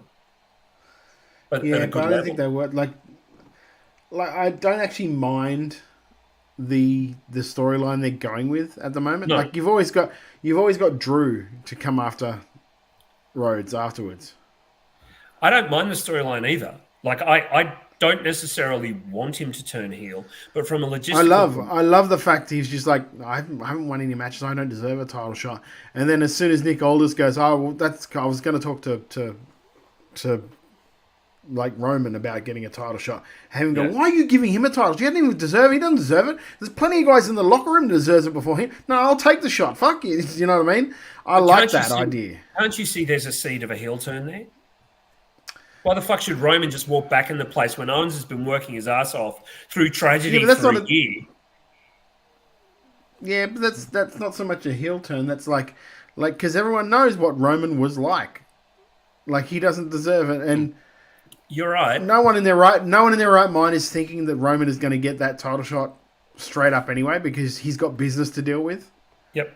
It's probably you're probably right. What they're probably going to do is make him almost a face version of what Drew McIntyre's become, which is someone who just tells the truth and about what he's pissed off about. And Owens could do that so well. Yeah, and the thing that I have a little bit of a problem with, not a massive problem with, but a little bit of a problem with, is that they are doing like Gunther against Randy Orton, which objectively is going to be a good match. We saw it at King of the Ring. Good match. But I think the money is him doing the turn on Cody, and I think that's a ways off now if he's going to do this and lose to Gunther this month. Yeah, I think I think he's that over that there won't be a problem. But it just won't be a problem. This main event just feels like I'm actually assuming the heavyweight championship will be the main event, but the undisputed championship match feels to me like, and I guess this is why I'm getting the house show vibes, I'm just getting those vibes of like, they'll start having a match, and then halfway through, the Bloodline will come in. 3 Bloodline members will beat them down. Roman will come out and make the save, and then Adam Pearce comes out and goes, how about 3-on-3 tag team action? And then it becomes 3-on-3 in the build to this, Bloodline versus Bloodline Survivor Series by having Roman on one side and Bloodline on the other. Like, I know that's like schlocky, every day, keep the wrestlers fresh by doing a 6-man rather than a 1-on-1. It just feels like the kind of build that's happening for Bash. I don't agree. Yeah, I don't think that'll happen. Particularly now that the Trips is in charge, there's been very few bait and switches without an injury. Yeah. I think they're delivering on what they're promising. I think it's going to be a great match. Yeah. I think they're both going to be good matches. I mean, Rhodes against Owens. I don't think that's going to happen. Yeah, I don't think that's going to happen for the mere fact is that I think they're slowly building towards like original bloodline against this new bloodline. And so they're not going to do that by going, here's a 6-man now because we're going to set up an 8-man later on with a total other team with Roman. You know what I mean? I don't think they would do that. I mean, they could do it. It would be silly, but they could do it. I just don't see them doing it. No, it feels like the kind of move that a show internationally would have gotten a few years ago. And maybe that's just, I'm just looking at it as like, oh, it's a card in Berlin. They're not going to have any real matches on it. And I need to But you're saying get that notion out of my head. You're saying not any real matches. It's Cody Rhodes and Kevin Owens. That's a good match. Gunther and Randy, that's a good match. You can't tell me that Rhea and Damien and Liv and Dominic doesn't have a little bit of heat in it after Monday. That's another good match. Like these are all like pay-per-view like style matches, not the old like one night only in Britain matches. These you know what it is? It's not WWE's Test versus fucking like Gangrel. This is fucking Test versus A-Train, right? It's like this is it. WWE's been too good, and I'm waiting for the other shoe to drop and be like, where's the shit pay-per-view? We haven't had a shit pay-per-view in a while.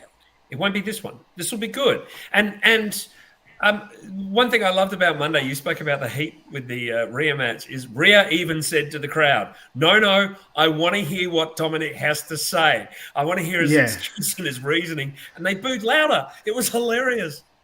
And it wasn't because of Rhea. They just hate Dominic that much. And I like the fact. I also like the fact that she kept him talking long enough that Damien could find out where they were. Yeah. Like, I'm just going to let you keep talking long enough till Damien... The only thing I would have changed is when they turned around, I would have had Damien just smile before he started hitting him. Yeah. That's the only thing I would have changed, is Damien go, ah! But just... I love that spot. I love that spot. I thought it was so I know good. we'll come to Raw later, but another excellent episode of Raw. 3 hours flies by at the moment. Well, let's jump to the other side of the fence and talk about AEW. First off, let's talk about All In, which is set for August 25th. The card so far for that has on the 0 hour Willow Nightingale and Tomohiro Ishii versus Chris Statlander and Stokely Hathaway. For the FTW Championship, Chris Jericho will defend against Hook. For the AEW Trios Championship, the Patriarchy, Christian Cage, Nick Wayne, and Killswitch will defend against either House of Black or Bang Bang Gang. We've got a It'll casino probably be both match. of them now. Probably after what happened on Rampage this week. Casino gauntlet match for a future AEW World Title match. The TBS Championship on the line with Mercedes Moné defending against Britt Baker. No, he's here. He didn't drop out, bro. Oh, I might have. You did, Jeff. You might have. So TBS title match, Mercedes Moné defending against Britt Baker. TNT Championship match, Jack Perry defending against Darby Allin in a coffin match. AEW American Champion MJF defending against Will Ospreay. AEW Women's World Champion Toni Storm defending against Mariah May. And AEW World Champion Swerve Strickland defending against Bryan Danielson. And if Danielson loses, he will retire. Dun dun dun. Dun, dun, dun. So we know the result. Also today on Dynamite, of course, Orange Cassidy won a match, so he is the first entrant in the Casino Gauntlet match. The idea of that is like, because it's a gauntlet match, it's a better opportunity to be the first or the second person in, because the match could end at any time. 100%. Michelle just said so many belts. Quite true, Michelle. Yeah, just too many. The main card has 8 matches. 7 of them are for a title, and the one that's not is for number 1 contendership. Look, and they haven't defended the tag titles on there. Yeah. They still haven't had the Young Bucks yet. defend their tag belts. That's still going to be announced yet. 4 months. 4 months they've had those belts, and they defended them to this point a total of once. Yeah. And the worst part? The worst part is now this Women's World Championship, Toni Storm and Mariah May. It's a match that we're all sort of looking forward to. But I'm telling you right now, like Mina Shirakawa is going to interfere in that match, and it's going to be. So it's not going to be the match we're waiting for, or we're wanting to see. Unfortunately. And let's be honest, there's another 38 matches to be announced next week, 5 minutes before the show starts. Well, it was Fightful reported today. I think it was All In is scheduled for 10 to 12 matches. So plenty more to be announced. We've had a comment from Andy from Bob Vance Fridges who says, what a strange show. If you're just watching on the face of it, Tony versus Mariah is great.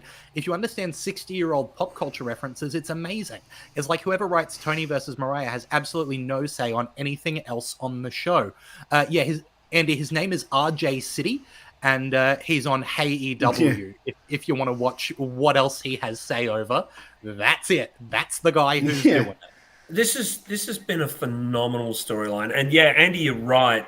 It is so funny. I mean, I am laughing with the Bette Davis tributes from Tony and the Glenn Close Fatal Attraction stuff from Mariah. It is absolutely hilarious, and I think this will be the match of the show. It might not be the match that we're expecting, but it's the match with heat. Even Swerve against Danielson doesn't have that much heat. It's like, I want to retire you. Because the match the next month is the one that everyone's looking forward to, is Hangman and Swerve. This is the match that should have been at All In. This Hangman Swerve should have been at All In. And it's not that I don't like Bryan Danielson. I love Bryan Danielson. He's an amazing wrestler. Best technical wrestler in the world, bar maybe Zack Sabre Jr. That's not the right place for him for this show. And I know it's his last year and all that happy horse shit.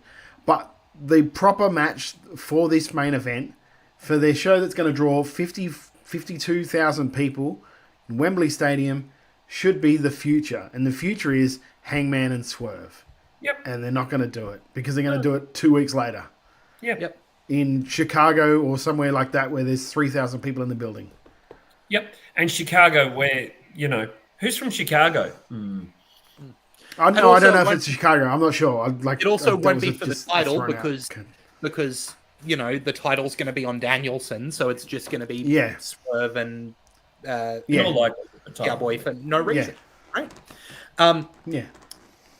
Michael Oku challenged and came up short for the AEW American Championship against MJF, but it looks like that won't be the last time AEW fans get a taste of Oku.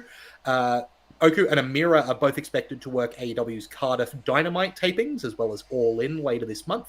Now, sources in Rev Pro are claiming to Fightful Select's Corey Brennan that Oku and Amira are both close to signing with AEW. They're expected to soon, as well as make an appearance at All In.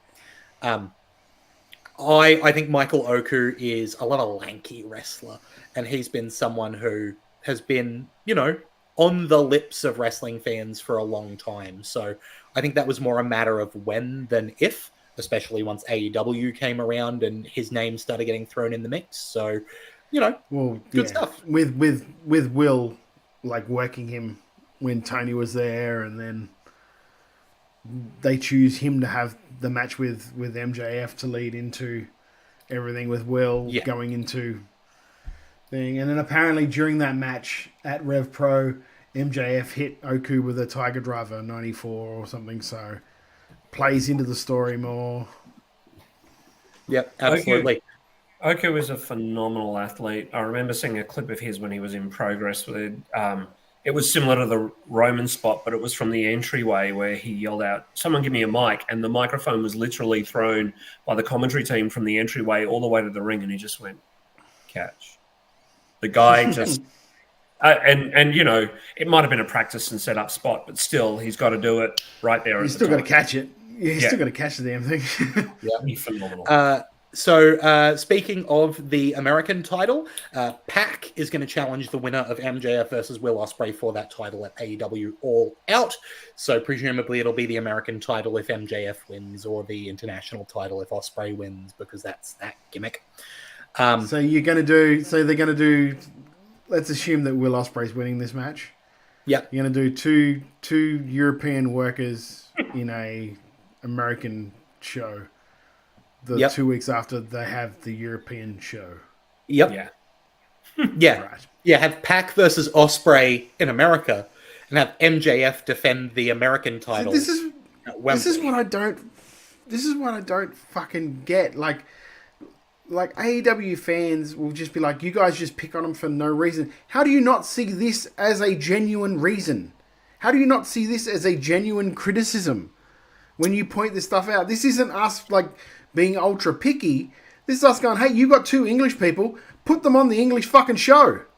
Sorry, Todd, you're always ragging on the fans. You've got to stop. Let the fans have their say. Sorry, I'm taking your gimmick, aren't I? You are. Sorry. All right, let's talk about the news that AEW is looking at venues in Australia. According to Tom Norton of Sporting News Australia, AEW power brokers have been scouting venues along Australia's east coast for a stadium show in Australia. Sydney's Allianz Stadium, Melbourne's Marvel Stadium, and Brisbane's Suncorp Stadium are potential landing spots for the show. Entertainment company TEG is understood to be backing the event. Which one of you two can I pass this ball to? Tim, stop dropping fucking Newcastle because they're not going to that podunk little fucking town. I hate to break it to you. The fact that just say fucking Ballarat. You got more of a chance in Ballarat. For fuck's sake. The fact that Brisbane's the Knights don't even want to be in fucking Newcastle. Alrighty, Todd. Let's not sports ball now.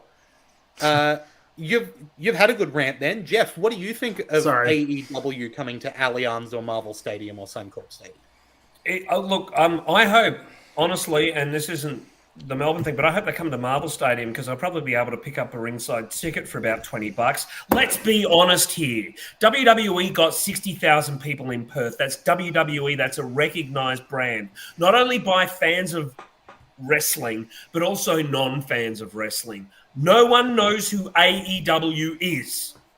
And those that do, most of them don't give a fuck anymore. Like, this company is losing it hand over fist. Not just money, but sensibility and intelligence. And now they're coming to Australia.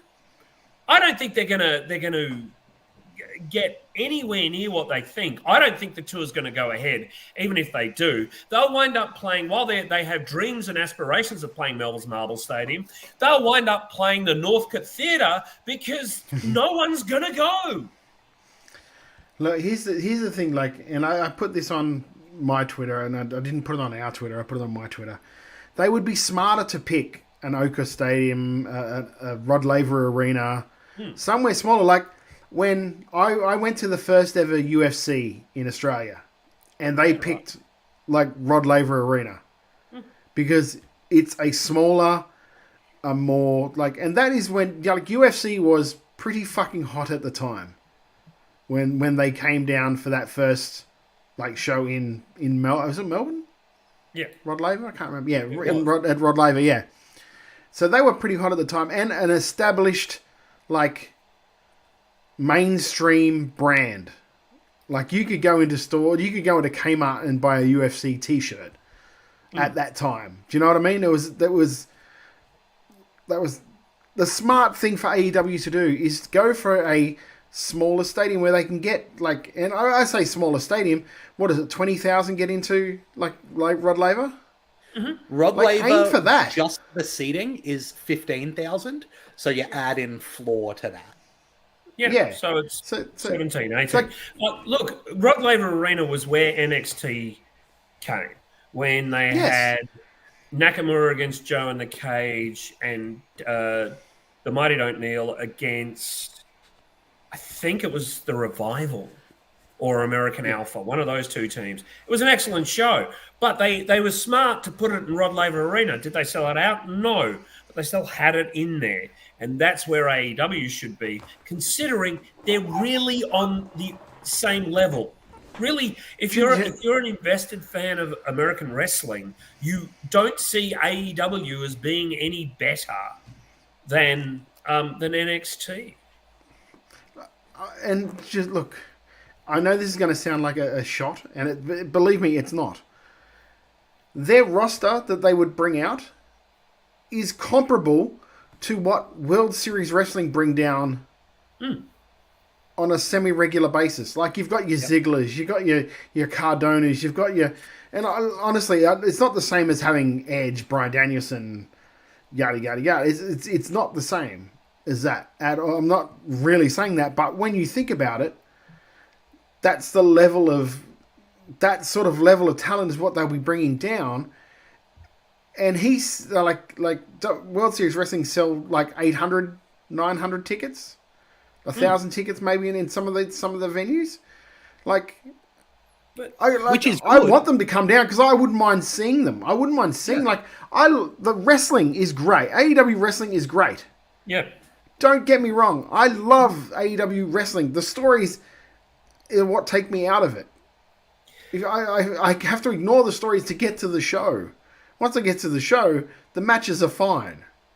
And the issue is that they don't have the brand establishment here. They don't have the penetration. They do not have the penetration. How many subscribers like I saw someone on Fightful for their shows? I don't on Fight. Yeah, I don't know. But here's the thing, right? They're on like somebody on because I put up the post sharing our story on the Australian wrestling community, right? And somebody was touting, they're on ESPN, they're on blah, blah, blah. It's like, well, they're Dynamite and thing are on ESPN, that's cool. Do you know what they say on these ads? AEW Dynamite, Thursdays. No time, no anything else. It's just on a Thursday. You'll be lucky to find it. On a and they're expecting Thursday. You're expecting this to have the penetration. And... They'd have the numbers for fight. Yeah, they would have the numbers for fight in AEW, Andy. But you can't tell me that they've got enough numbers to say comfortably that they think they could sell 45,000 tickets. And you mentioned Danielson and Edge. Now let's just strip this back. They're both people with young families. A trip to Australia is a week. You know what I mean? Like they're taking them out of their young families for a week. So I don't know if you're going to get to see Danielson and Edge. Like, if it goes ahead, I mean, it's bonkers. It's mad. It's mad. It's nuts. Yeah. What an idiot. What an idiot. Yeah. But thinking that they'll do a Dynamite and a Rampage and then a pay-per-view, that's crazy talk. Yeah. They don't have the money for that. They don't have the money for that. It's not that they don't have the money for that because, like, TK's got unlimited money. They don't have the infrastructure or the fan base in this country to be able to feed that. To be able to go, look, here's 3 shows back to back to back. Come and spend all of your money to come down here to do this. When I was in Mania, when I was in New Orleans in 30, I met this guy, and because you meet people. I met this bloke from New York, and we got chatting. And I said to him, "What do you do?" And he goes, "I come here every year." And at that time, it was I go to SmackDown. I go to a couple of days of the Access. I do another few more things. I go to the Hall of Fame, Mania, Raw, and SmackDown. And I said, "Oh, do you follow it any other time of year?" He goes, "No, this is the only time of year I come and do this." So, but my point is, that's in America. You can't do that in Australia. Even when WWE came, they did earlier this year. The only events that were really WWE sanctioned were the press conference the day before and Elimination Chamber, as well as some autograph meet and greet signings. That's it, and that was smart. But what do you like? Throwing it out to you guys, right? What do you think is their ceiling for attendance for a show that they could get in Australia? And I know what they're gonna. I know that the AEW fans are gonna say, yeah, but they're drawing. They got 81,000 in England, and they're verging on 50,000 for this year at Wembley. What do you think realistically? What do you think the ceiling for attendance in Australia for one of these shows would be? And I'll play devil's advocate, right? When you do get a show of this size, it attracts non-wrestling fans, right? Like that's straight up. So you're not just looking for an AEW audience. You're looking for how big can this show feel that it will convince people who don't regularly watch wrestling that this is something they should go out and see. Right? Because that is a factor in it. But like we've got Tim Wilkes in the chat saying 5,000 is being generous. And then Keanu in the chat saying, I still think they could do 30K here if they brought the right roster. One of you is right. I hate to break, like, One of you is Keanu, right. like, because Keanu also said maybe a mixture of New Japan and Starter Talent. New Japan can't draw when they come here. No. No. A couple of years ago, New Japan were on a festival hall. They had, they had Okada, they had Omega, they had the Bucks, they had Cody. They had really good lineup. Second show, they drew about half the amount. They closed off the upstairs areas, and it was just the bottom area that was full. Now they're doing Tamashii shows. Yep. So they're definitely the law of diminishing returns is definitely kicking in for New Japan. Yeah. Like the natural one says, you'd also have some Aussie guys on the card. Look, when WWE did that first one in Melbourne, was it the Showdown? What was it called? Yeah. Super Showdown. Super Showdown. Super Showdown. We were sat in behind a dad and his two kids. They didn't have a fucking clue who Buddy Murphy was. Yeah. Aussies, they don't know who the fuck Aussies are, mate. They just don't. Like, regular fans don't know who's who. And they know even less about AEW. I went to a WWE show, going back a decade, like a whole group of us went, and I was sitting behind this kid.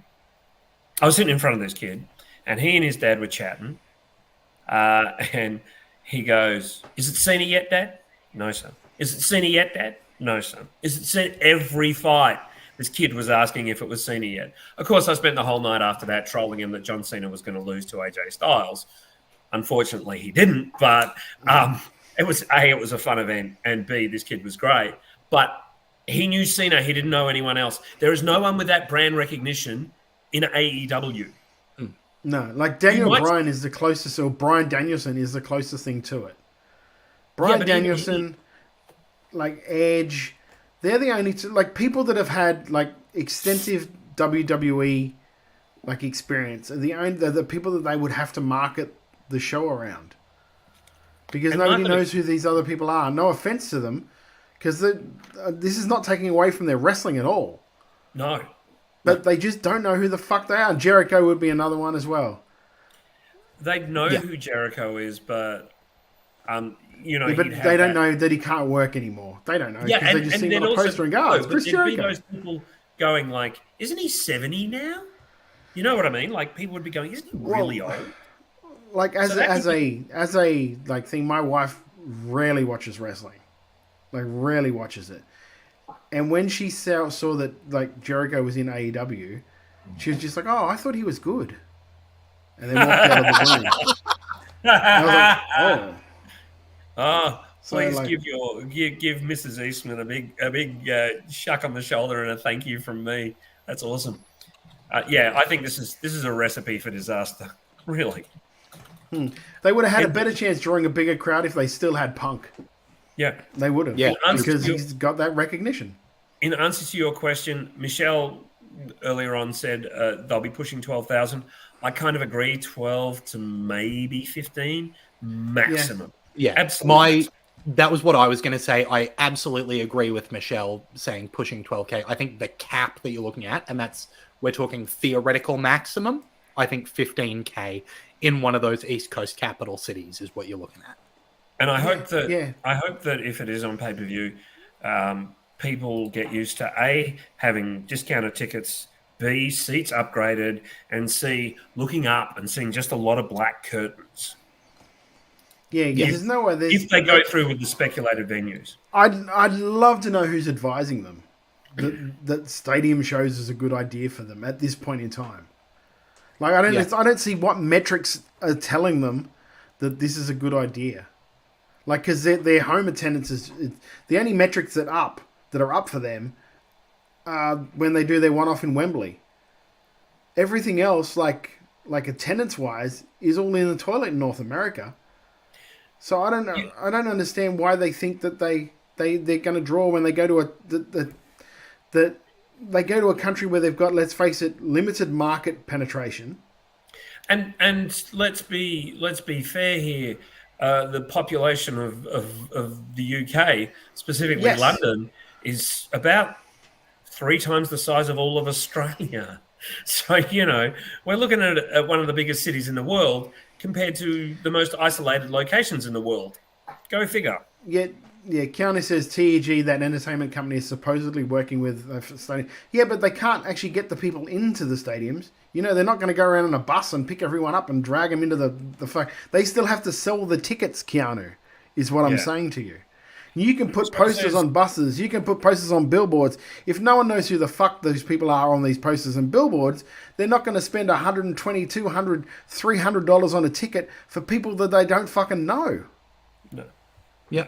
And like, I actually hate saying it because it would be great for our local wrestling. Like if they could draw big crowds in say Melbourne, MCW could have the show the night before, just like they did with Super Showdown. If they were doing it up here, like Pro Wrestling League could do a show the night before for crowds. Yep. Like it would be a great thing for the local industry if they could draw, but I just don't think they can. Michelle says $12,000 to $200 to $30 a ticket. Mate, I think by the time the show's on, you'll be paying $20 for ringside. I really do. I think they're going to be... And let's face it, those ringside seats are going for $1,500 to start with. Yeah. Yeah, 100%.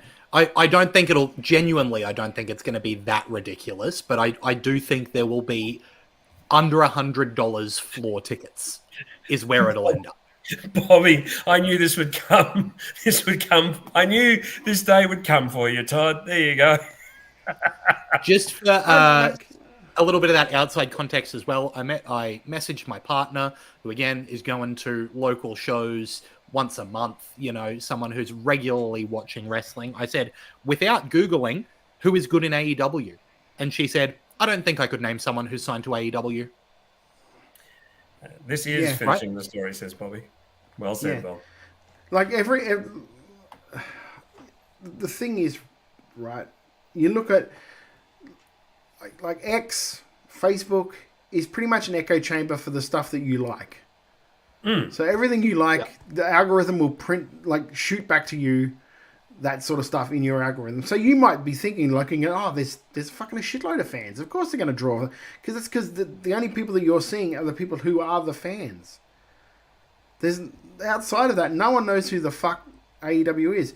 In America, only 20% of American adults are on Twitter.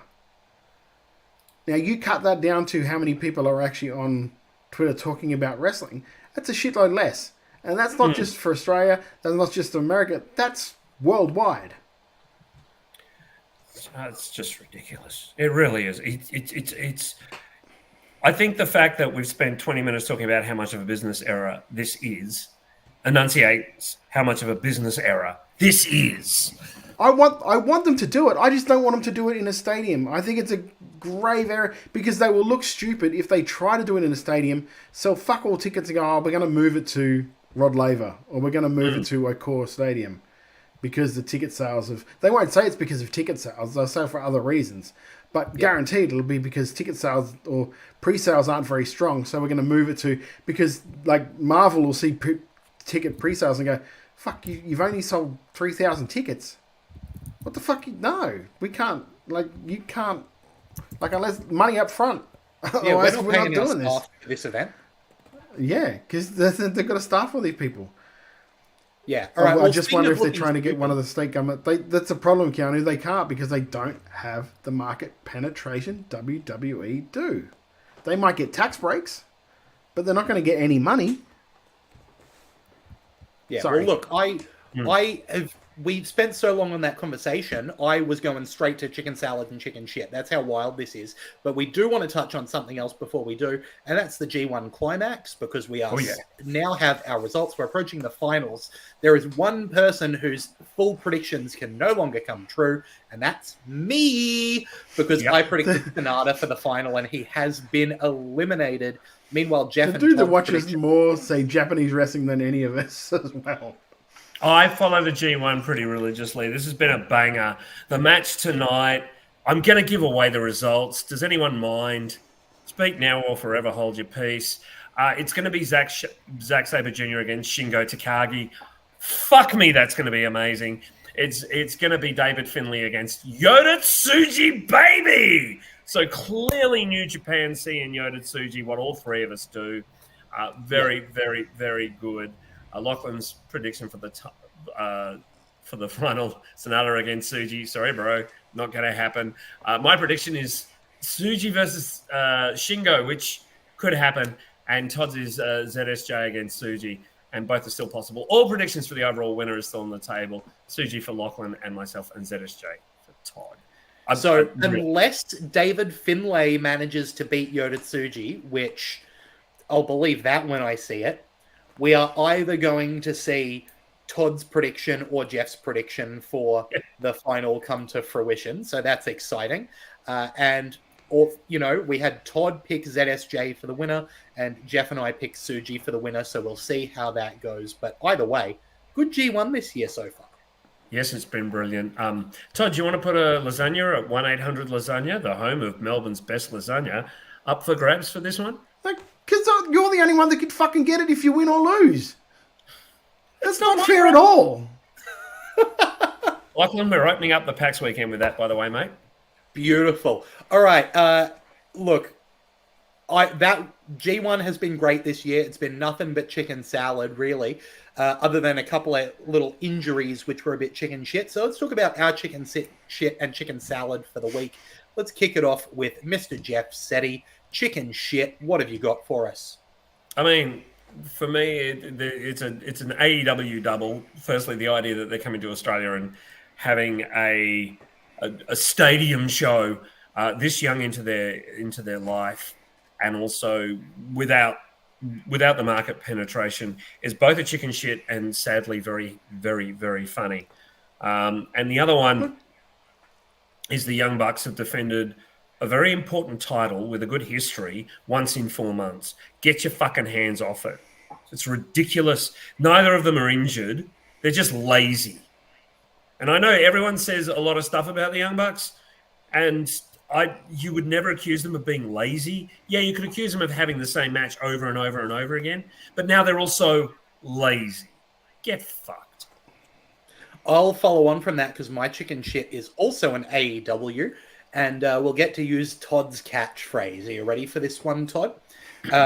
With All In and All Out, both very soon on the horizon, it has been announced that Claudio Castagnoli is going to challenge Kazuchika Okada for the AEW Continental Championship on a fucking Wednesday. In Cardiff. Huh?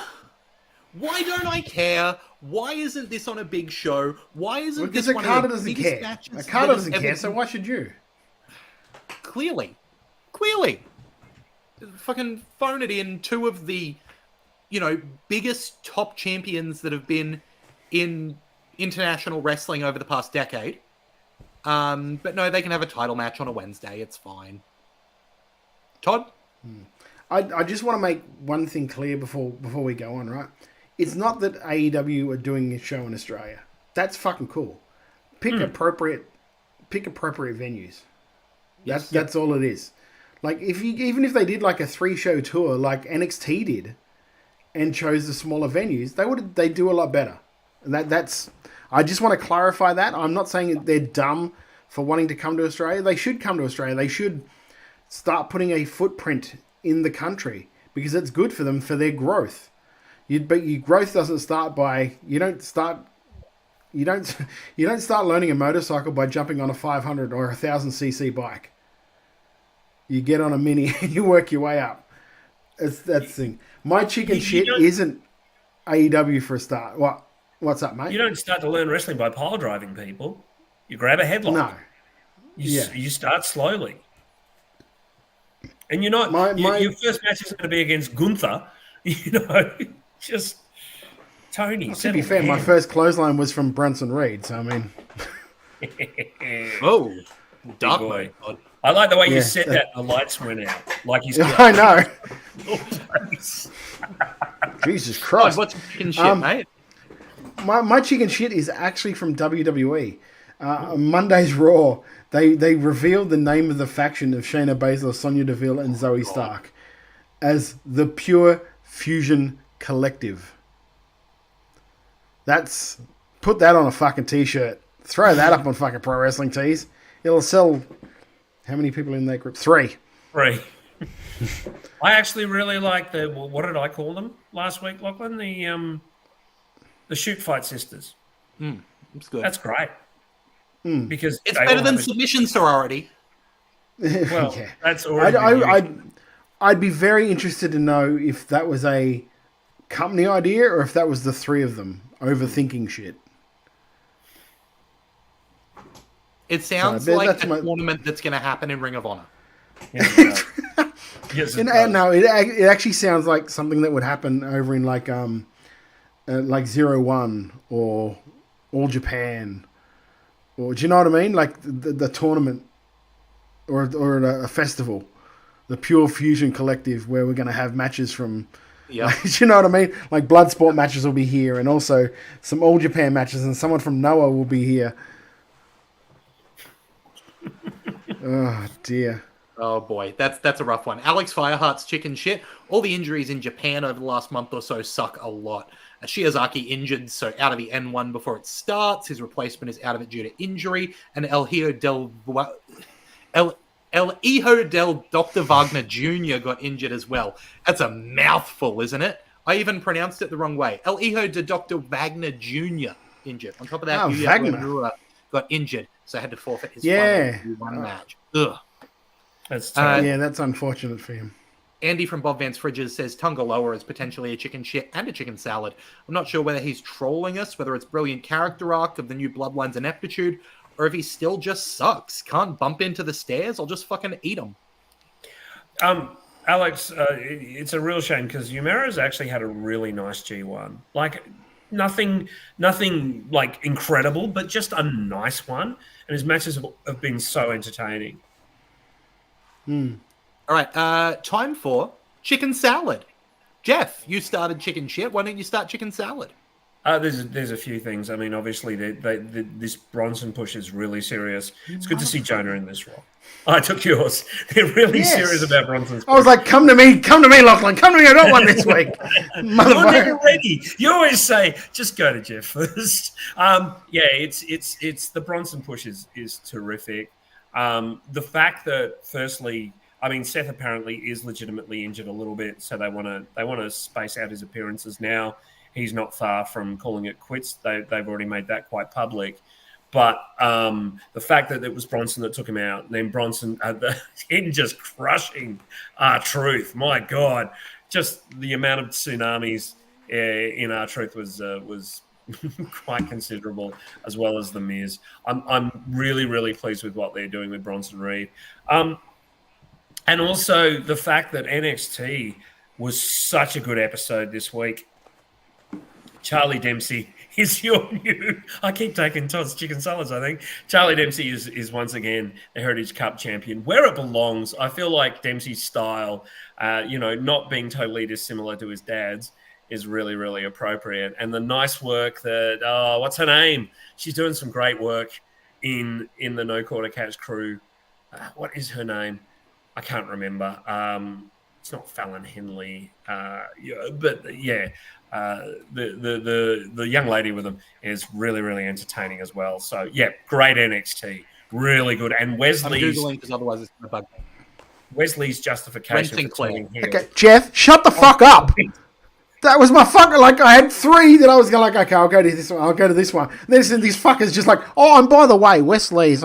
Is there anything in wrestling else that happened? Let's think. I like that Monday Night Raw was on. That was good. Friday was SmackDown. That was great as well. I like that one. I thought that was really good. Is there another wrestler that's alive? Is there another wrestler that's alive that's done something good I can talk about right now? Quickly? He asked me to go first. Right. I go last because I know you're not going to touch mine. So Wesley's turn was on point. Anyway, go ahead. Todd, your chicken salad's been covered, mate? My chicken salad is something that happened in Japanese women's wrestling. Oh, and I'm pretty sure it's... it's the only thing I thought you'd talk about.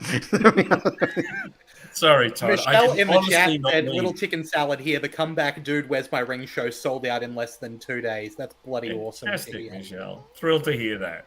Honestly, mate, I did not intend to steal yours, but those three things were highlights this week. What can I tell you? Yeah, they were. They were. You're right. 100% right. All right, my turn. I don't have any chicken salad. Everything was shit this week. All right? Everything was fucking shit. All right. Well, there was some good stuff in Japanese women's wrestling this week over in Stardom. They've started the 5-star Grand Prix. And I'm legitimately choosing that because, man, the that main event of the first night, Mayu Iwatani versus Tam Nakano, wowie zowie! That's a hell of a main event. That's a way to kick off a tournament. I love the way they've got it set up this year, where they've got 2 blue blocks and 2 red blocks. Then whoever wins each block, there'll be a semi-final for blue and a semi-final for red, and then the winners will face each other. I like that setup. It makes it really clear who is going to eventually face who, depending on points. I think red B is the best block of the tournament for me. You've got Mayu Iwatani, you've got Tam Nakano, you've got Momo Watanabe, you've got Mei Saera, you've got Azumi.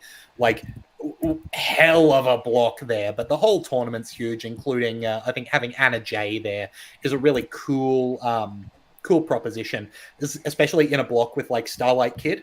Like, that's bloody awesome. So love what Stardom's doing with the 5-star Grand Prix this year.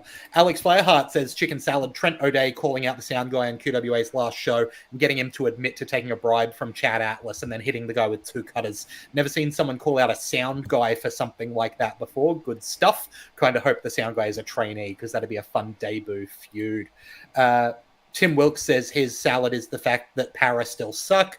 And Alex Fireheart says additional shorter chicken salad. Hartley Jackson back in TMDK for a night tonight to team with Zach for a win over Finlay and Gato. And he's got the pin. Good stuff. Awesome to hear. You know, it's been so much fun looking at everything going on in Australian wrestling and wrestling around the world. So if you want to be able to keep up with it, you need to follow us on Twitter. We're at WrestleRadioAU. Same on Instagram. Over on Facebook, search for Wrestle Radio Australia. Hit the like button so you can keep up with what we're doing right here every Thursday night, 8 p.m. Twitch.tv/Wrestle Radio Australia. You can be live. You can be part of the conversation like Alex Fireheart, like Tim Wilkes, like David Falk, like Michelle. All those people getting involved in the conversation. Make sure that if you like what we're doing, you can subscribe to us everywhere: YouTube, Apple Podcasts, Spotify, Podcast Addict, whatever. And if you're on Apple Podcasts, please give us a 5-star review because it helps us get to more people. If you really love what we're doing, you can get hold of some merch. We're on Redbubble. Go to Redbubble, search for Wrestle Radio Australia. All the proceeds from that merch go to Beyond Blue and Gotcha for Life, 2 awesome charities that support men's mental health here in Australia. So that's excellent. You can also follow us individually. I'm at Lachlan Albert. Todd is at Beast Eastman. Jeff is at Jeff_Seti. But down there it says at Wrestle_Brainia. What's the deal with WrestleBrainia, Jeff? We've got some really exciting announcements. As you might have seen last week. Just be aware Todd can end the stream at any time. Yeah. As you might have seen last week, we are part of the Geelong Comedy Festival. Get yourself along to the Geelong Comedy Festival, geelongcomedyfestival.com.au, and look for us. We're near the bottom of the page. We've got some fantastic guests for this one already lined up, including a comedian who is A, one of the funniest people I've had on the show, and B, you've seen him on TV. It's not going to get better than this. You want to get your tickets. That's on the Saturday. The Sunday, we're lining some stuff up that's really, really special, including a really good friend of Lachlan's. It's going to be Ray Gunn, isn't it? Don't miss. Don't miss Ray this one at the Geelong Comedy Festival. It's going to be a good time. Thank you. And anything else we've got to put over before we go, boys? Oh, just one thing. There is one more announcement for WrestleBrainia that's coming very soon. So make sure you follow at Wrestle_Brainia. I think I know what that one is, and I'm very excited about it because hopefully I might be present. Hopefully. Anything else, Todd?